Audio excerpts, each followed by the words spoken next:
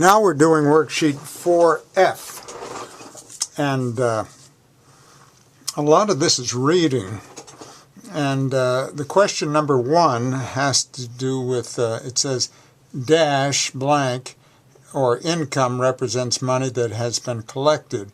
Well, those are receipts, and you can find the explanation to receipts and other items on page 279, so please look at that.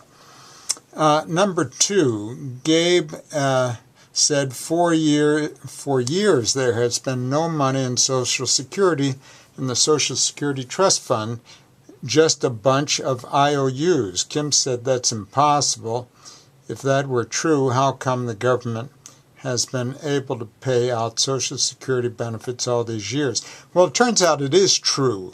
Congress continues to borrow money from the Social Security Fund, so there's none in there, but there's more money coming in than going out, so that's how why they're able to make it work.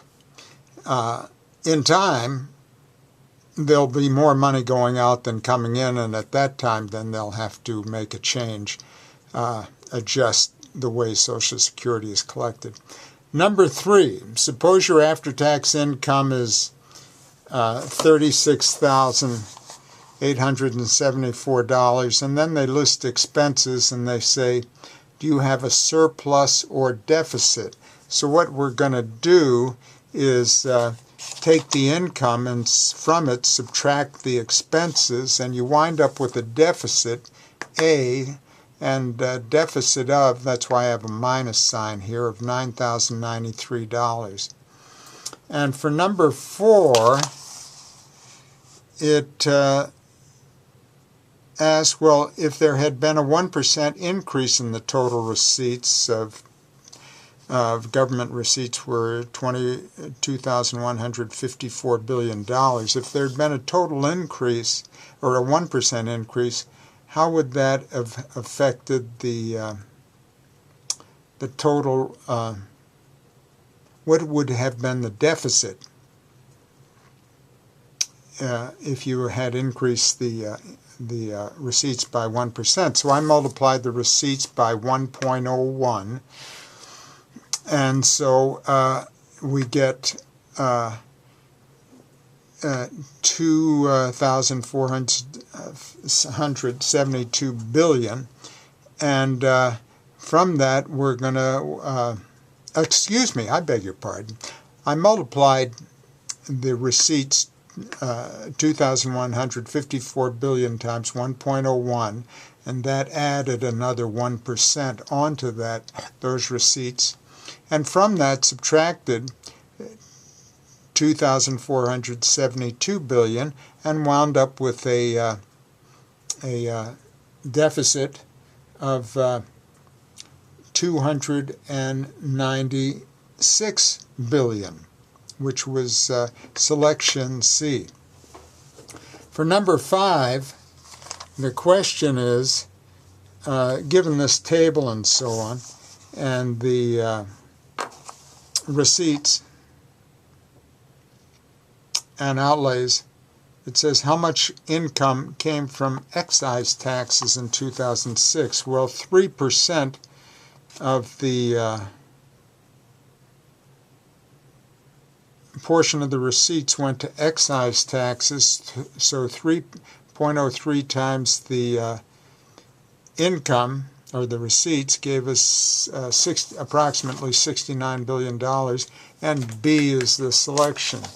So for number 6, let's see, 6. Oh yes, they give us a table here of values. Assume that for 2005 the total receipts were, and they give us that value, and then they give us all the expenses, and the question is, calculate the outlays. Well, the expenses are the outlays, so I just summed up all the outlays and came up with D, $928,874 for this company. Well, let's do the last few. And so for 7, the question is, does the government has been borrowing for Social Security Trust Fund for many years. This will cause a problem when it has to pay out more in Social Security benefits than it collects in Social Security taxes. Sally, who graduated college in 2005, says that it won't happen in her lifetime, but it might happen in her children's lifetime. Well, according to the news that I've heard, it's going to, in about 2040, the receipts will be for Social Security will not meet the demand and outlays.